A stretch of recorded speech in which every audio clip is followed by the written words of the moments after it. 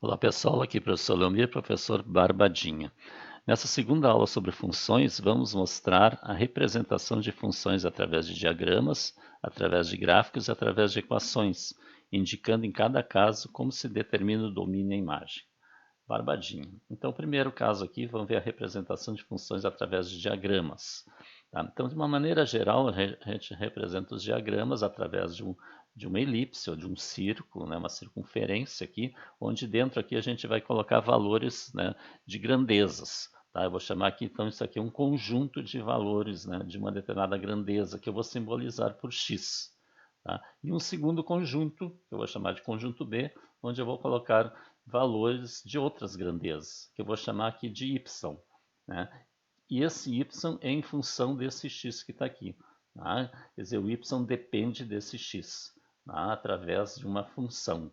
Tá? Então, existe uma lei aqui, tá? Que vai mostrar como é que os valores do segundo conjunto aqui do y dependem dos valores do primeiro. Esse primeiro conjunto aqui é chamado conjunto de partida ou conjunto do domínio. Então, os valores do primeiro conjunto, onde eu vou representar por x, são os valores do domínio, conjunto de partida. E o segundo conjunto é o conjunto de chegada, que é o contradomínio. É como se fosse essa seta curva que parte do A e chega no B. Então, o valor do y aqui depende do x, né, através da função da lei. Então, essa é a forma geral. Tá? Então, vamos ver alguns exemplos aqui. Ó. Exemplo A. Ó. Eu tenho aqui um conjunto A formado pelos elementos 1, 2, 3 e 4, tá? Que estão representando valores de uma determinada grandeza. E o conjunto B formado pelos elementos 2, 5, 7, 11, 18 e 27. São valores de uma outra grandeza. Né? E a relação aqui vai ser assim, ó. O 1 está relacionado com o 2 está relacionado com 11, o 3 com 5 e o 4 com 18. Tá?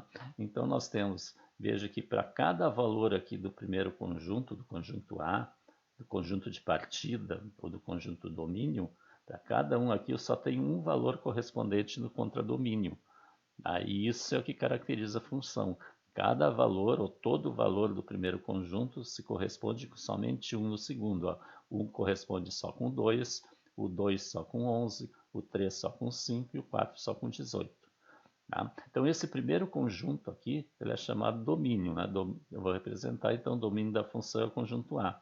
O segundo conjunto é o contradomínio, CDF, né? Contradomínio da função conjunto B. E esses valores aqui, ó, do contradomínio, que estão relacionados com pelo menos um valor no conjunto do domínio, formam o conjunto imagem. Então, a imagem da função é o conjunto formado pelos elementos 2, 5, 11 e 18. Tá? Então, o 2 é a imagem do 1, tá? O 5 é a imagem do 3, o 11 é a imagem do 2, o 18 é a imagem do 4. Então, a gente diz que o 2 é o f de 1, o 5 é o f de 3, o 11 é o f de 2 e o 18 é o f de 4.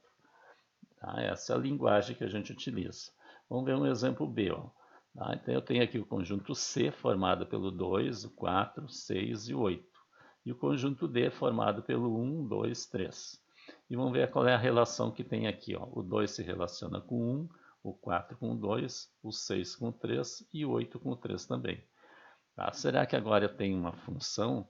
Ou seja, cada elemento do primeiro conjunto, ou todo elemento do primeiro, se corresponde somente com 1 no segundo? Então vamos ver, ó, o 2 está correspondendo só com 1, o 4 só com o 2, o 6 só com o 3 e o 8 só com o 3 também.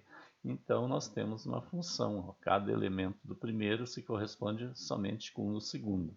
Tá? Então o domínio da função é o conjunto C, tá? O contradomínio da função é todo o conjunto D, e a imagem da função é todo o conjunto D também, porque todos os elementos do conjunto D são imagem de pelo menos um elemento aqui do segundo. Ó. O 1 é a imagem do 2, o 2 é a imagem do 4 e o 3 é a imagem do 6 e do 8. Tá? A imagem ela pode ser imagem de mais de um elemento do domínio. O elemento do domínio só pode ter uma imagem. Tá? Exemplo C, ó. O conjunto E formado pelo 1, 2, 3 e o conjunto F formado pelo 2, 4, 6, 8. Então, o 1 está relacionado com o 2, o 2 com o 4, o 3 com o 6 e o 3 com o 8. Então, nesse caso, nós temos função. Quer dizer, cada elemento, todo elemento do conjunto primeiro conjunto E se relaciona só com 1 no segundo, então vamos ver, o 1 se relaciona só com 2, o 2 só com 4, e o 3 está se relacionando com 6 e com 8. Então eu tenho um elemento aqui do conjunto E que está se relacionando com mais de 1 no segundo, então isso aqui não é função. Então, essa relação não é função, pois existe um elemento do domínio associado a mais de um elemento do contradomínio. Tá? Então tem que ter cuidado isso aí. Tá? E antes de ir adiante, inscreva-se no canal, deixe o like, deixe o comentário e divulga para os seus colegas. Tá? Então vamos continuar com os exemplos aqui, ó, letra D. Tá? Então eu tenho aqui o conjunto G, formado pelo 7, 8, 9 e 10. O conjunto H, formado pelo 1, 2 e 3. Então o 7 se relaciona com 1, o 8 com 2 e o 9 com 3. E o 10 não está se relacionando com nenhum deles. Então, será que nesse caso nós temos função? Isto é, todo elemento, ou cada elemento do primeiro conjunto se relaciona com 1, o 7 só com 1, o 8 só com um elemento, que é o 2, o 9 só com 3, e o 10 não está se relacionando. Então, isso aqui não representa função. Porque para ser função, todo elemento do primeiro tem que se corresponder com o segundo. Tá? Então, essa relação não é função, pois existe um elemento do domínio que não está associado a algum elemento do contradomínio. Tá? Vocês vão ver depois que vão aparecer funções em que isso vai acontecer, que vai ter valor do domínio, né, do valor do x aqui, que não tem como achar valor no y para ele. Então, o que a gente faz? A gente tira ele fora do domínio. Então, esse caso aqui, ó, se eu disser que o domínio é o conjunto G menos o 10, então ela passa a ser função. Quer dizer, se esse 10 sair daqui, então isso aqui vai formar uma função. Então isso a gente vai fazer mais tarde. Tá? Barbadinha. Letra E, ó. Tem aqui o conjunto I formado pelo 5 e o conjunto J formado pelo 1, 2, 3 e 4. Então o 5 se relaciona com 1, o 5 com o 2, o 5 com o 3 e o 5 com o 4. Então, de cara, dá para ver que isso aqui não é função, né? Porque eu tenho um elemento aqui do primeiro que está se relacionando com mais de um do segundo, né? Então, não é função, pois existe um elemento do domínio associado a mais de um elemento no contradomínio. Essa é fácil de ver. Agora o F, ó. Eu tenho o conjunto K formado pelo 1, 2, 3, 4. Conjunto L formado pelo 5. E a relação 1 está com 5, 2 com 5, 3 com 5 e 4 com 5. Então, cada elemento do primeiro se relaciona só com 1 lá. O 1 está se relacionando só com 5, o 2 só com 5, o 3 só com 5 e o 4 só com 5. Então, isso aqui é função. Tá? O domínio da função é o conjunto K, o contradomínio da função é o conjunto L e a imagem da função é o conjunto L. Vejo que aqui, para vários valores do domínio, eu tenho o mesmo valor como imagem. Tá? Isso aqui caracteriza o que a gente chama de função constante. Tá? Vocês vão ver depois, nós vamos estudar essa função constante, ela tem essa característica. Tá? Barbadinha. Tá? Agora vamos ver a representação de função através de gráfico. Então vamos ver uma forma genérica aqui, né? Um pouco mais restrita. Eu tenho aqui uma função de domínio no intervalo fechado de AB, né? E contradomínio CD. Vejo que o contradomínio às vezes é igual à imagem, né? Então nós vamos fazer com que esse contradomínio seja igual à imagem. Então nós vamos restringir esse gráfico aqui. Tá? Então tem esse gráfico aqui, ó, que ele vai desse ponto aqui até este. Tá? Ele não ultrapassa esses pontos. Então por isso que o domínio é de A, ó, do ponto A até o ponto B. Tá? E a imagem, né, o contradomínio é de C até D, que corresponde à imagem também. Tá? Eu poderia dizer que o contradomínio aqui é todo eixo Y, né? E colocar a imagem de C a D. Tá? Então, o domínio aqui vai de A até B. Ó, tá? O contradomínio ou imagem vai de C até D. Tá? Então, vejo que eu estou lendo o domínio no eixo X e o contradomínio, as imagens no eixo Y. Tá? Isso é que nós vamos tirar aqui, ó. Então, veja que o conjunto do domínio é determinado no eixo dos x e a imagem no eixo dos y. Isso é fundamental. Isso significa que no eixo dos x sempre colocamos a grandeza ou variável independente e no eixo dos y a grandeza ou variável dependente. Então, sempre vai ser assim. No eixo X, no eixo horizontal, a variável independente, tá? E no eixo vertical, a variável dependente. Na horizontal eu leio os valores do domínio e na vertical os valores do contradomínio ou da imagem. Tá? Às vezes o pessoal tem dúvida quando vai fazer um gráfico na física ou em outra disciplina, né, qual é a grandeza que se coloca no eixo X e no Y. Então basta ver no problema quem é a grandeza que depende da outra. Tá? Aquela que depende da outra é a grandeza dependente, ela vai no eixo Y. E a que não depende, a grandeza independente, vai no eixo X. É sempre assim, tá? Barbadinha. Tá? Vamos ver aqui, ó. Vamos observar os gráficos. Uau, esse gráfico aqui, ó. Tá? Vejo que esse gráfico aqui ele é infinito ali para cima, não estou delimitando, ele é infinito lá para baixo. Tá? E veja, tudo que é valor aqui que eu pegar no eixo X, ó, vai ter ponto no gráfico. Ó. E somente um ponto.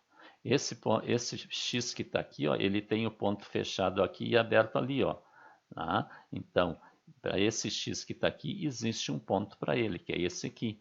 Tá? Aqui não tem ponto quando é aberto. Então, todo X aqui, ó, tá?